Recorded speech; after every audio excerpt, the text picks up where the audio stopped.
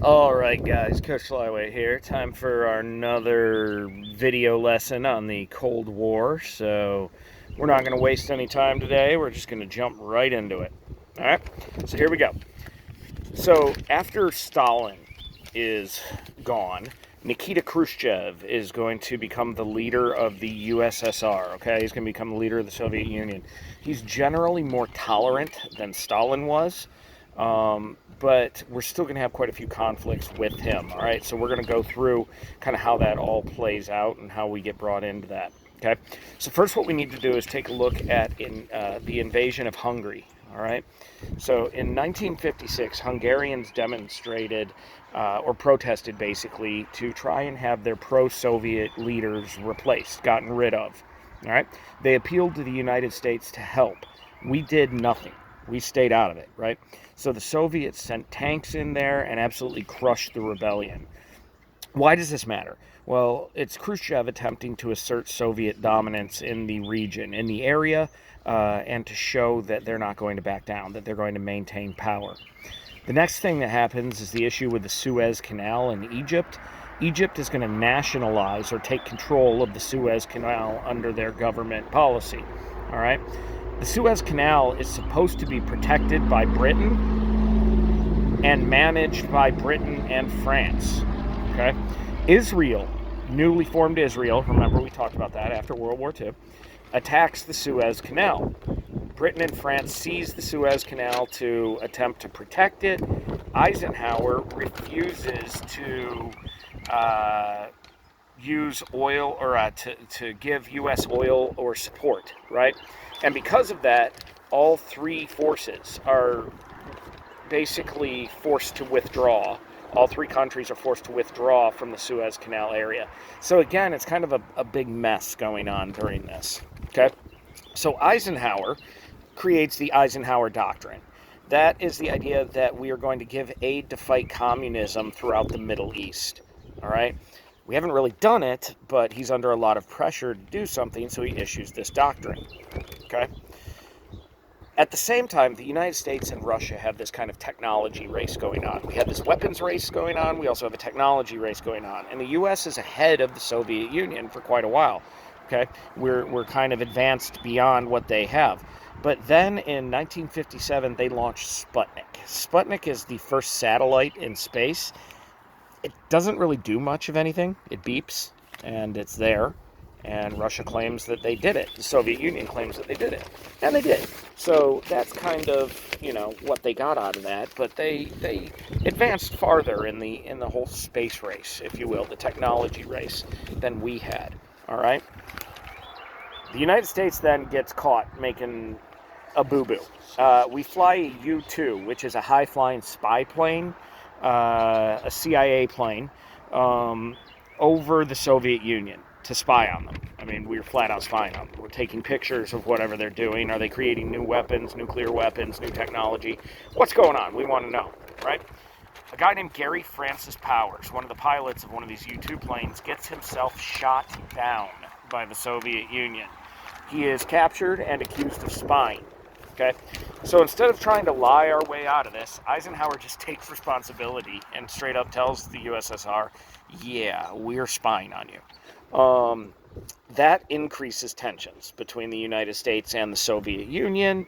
Khrushchev, who's more laid back, then becomes more determined to try and kind of win this philosophical battle with the United States. All right? Well, Eisenhower is no longer going to be president, and JFK, all right, President Kennedy is going to take over. Now, we'll get into more issues with President Kennedy as we go in the next couple of units, but JFK's foreign policy is going to be more of a flexible response. The idea that we can respond to things through debate, through discussion, and through the use of force other than nuclear weapons or the threat of nuclear weapons. In his inaugural speech, he says, ask not what your country can do for you, but what you can step up and do for your country, which seems kind of accurate given the state of things in the United States today, right? He also creates the Peace Corps, going around and serving underprivileged individuals worldwide. How can we help them? How can we benefit those individuals, and the Alliance for Progress, which is basically a Marshall Plan for Latin American countries. So JFK gets a lot done at the very beginning, if you will, of his presidency. But he's got a big problem, all right? And that big problem is just south of Florida. It's really close to Florida, okay? In Cuba, there is a man named Fidel Castro who leads a rebellion there, and he wins. Okay, he wins convincingly. He takes over the government of Cuba, and he is a self-proclaimed communist. And he immediately makes friends, if you will, with the Soviet Union, with Khrushchev. This is a problem for us. Okay, remember, we are anti-communism, anti-spread of communism, contain communism. Now we have a communist country directly below us. We are going to attempt to get rid of Stalin, or not Stalin, of Castro, all right, through first what's called the Bay of Pigs invasion.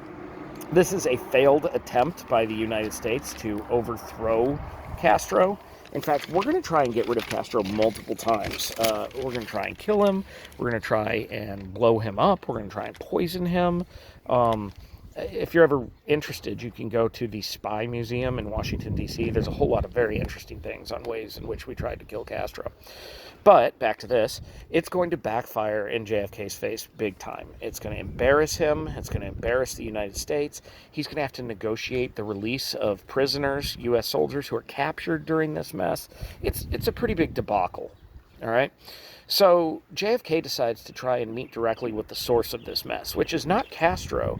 It's actually Khrushchev, if you think about it, right? He is the communist leader of the Soviet Union. He's got the weaponry. So he tries to meet in Berlin, Germany, and they're going to discuss a problem. Over a 3-year period of time, 3 million East Berliners have fled to West Berlin. Well, why does that matter? East Berlin, again, is communist-controlled. West Berlin is a democracy. They are open, okay? So people are leaving communist-controlled East Berlin like crazy, and we got to figure out what to do with it, all right? Khrushchev doesn't want them leaving. He believes they should not be allowed to. We're like, well, maybe we should let them leave. It seems like they should have a choice. When we're there, the Soviets try to intimidate JFK. They try to intimidate the United States into leaving and saying, you know what, get out or war. We don't back down. So what happens is that the Soviet Union builds the Berlin Wall, okay, the Berlin Wall. It is going to last until November of 1989. It's going to divide East and West Berlin. It's going to be a policy in which people are not allowed to travel legally from one to the other. People are going to try, though. They're going to dig tunnels under graveyards, under the wall, trying to go from east to west. The Soviet Union is going to make this an incredibly dangerous prospect to do. They put barbed wire up above the wall. They put gun turrets. They actually put mines along parts of the wall. So, many people die attempting to cross into West Berlin from East Berlin. All right. The Soviet Union is going to kind of respond with what's called the Cuban Missile Crisis. Well, we're going to make it a crisis, but that's what it gets the name of. One of our U-2s, again, these CIA U-2s, these planes, is going to be flying over Cuba, and it's going to notice multiple missile sites. And these missile sites appear to be nuclear in nature. All right? So it's something that JFK immediately says, we got to deal with this. This is a problem. So in October of 1962, the Cuban Missile Crisis is going to begin. It's going to last about a week, and everybody thought we were going to war.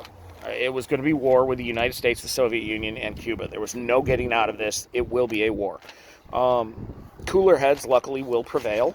A great movie called 13 Days with Kevin Costner. If you're interested in more of this, you can watch that.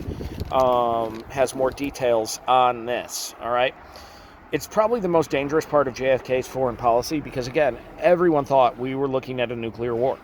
But luckily, again, cooler heads will prevail. The U.S. will set up a blockade around Cuba with ships, not allowing the Soviet Union to bring weaponry or supplies in, and eventually the Soviet Union will back down. They will back off. They will pull out of Cuba. All right? We have to offer some things, though. We have to offer some things. We have to offer to pull nuclear weapons out of Turkey. We have to promise never to invade Cuba, ever, period. We set up a hotline between the United States and Soviet Union. It's like literally a red phone. Like, hey, pick up the red phone. There could be a nuclear disaster here. We need to communicate. And we ban nuclear testing, whether it be in the ocean or in the atmosphere, between the United States and the Soviet Union. All right, so that's a really big deal. Nuclear weapons would not be tested anymore. Okay, we're gonna kind of stop there. We're going to talk more about civil rights next unit, and then JFK's involvement or entrance into the Vietnam War. All right, so that is the end of our intro to Cold War unit. Again, we're going to move on to civil rights, the civil rights movement, and the Vietnam War coming up at the beginning of next week.